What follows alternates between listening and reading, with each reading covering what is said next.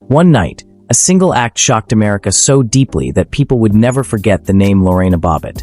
But what most people remember is only what she did, not what led her there. It was the night of June 23, 1993, in Virginia. Lorena Bobbitt was a young immigrant woman, newly married, living what looked like a normal life. Her husband, John Bobbitt, was asleep in their home. What happened next would become one of the most talked-about domestic crime cases in modern American history. That night, Lorena used a kitchen knife and cut off her husband's penis while he slept. The act was shocking. The headlines were explosive. Late-night jokes, tabloid covers, and TV debates followed. But behind the horror and sensationalism was a much deeper story. One rooted in alleged abuse, fear, trauma, and psychological breakdown. Lorena and John met years earlier in Ecuador, where John was serving in the U.S. military. They married young and later moved to the United States. But their relationship quickly became unstable. Friends and neighbors described the marriage as volatile and tense. Arguments were frequent. Police were called to their home more than once. Money problems, cultural differences, jealousy, and control issues added pressure. Lorena later told the court that John physically, emotionally, and sexually abused her throughout the marriage. She said she lived in constant fear, feeling trapped, powerless, and humiliated. According to her testimony, the abuse escalated over time. On the day before the incident, Lorena claimed John assaulted her again. Psychologists later explained that long-term domestic abuse can damage a person's mental state, especially when the victim feels there is no escape. Fear builds. Anger builds. Reality becomes distorted. That night, Lorena said she reached a breaking point. She walked into the bedroom while John slept.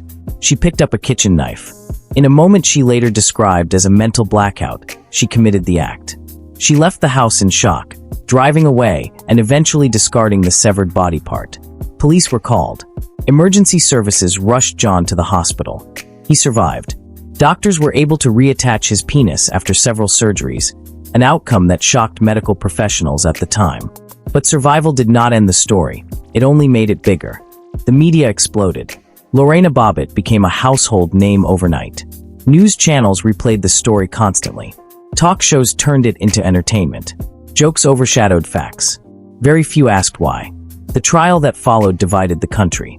Lorena's defense argued temporary insanity. They said years of abuse caused severe psychological trauma, leading to a brief psychotic episode. Mental health experts testified that she suffered from post-traumatic stress disorder and acted under extreme emotional distress. John admitted to being unfaithful and aggressive at times, but denied the level of abuse Lorena described. He was also tried separately for marital sexual assault. The courtroom became more than a legal battle. It became a debate about domestic violence, gender power, mental health, and justice. In 1994, the jury found Lorena Bobbitt not guilty by reason of temporary insanity. Later, John Bobbitt was acquitted of sexual assault charges.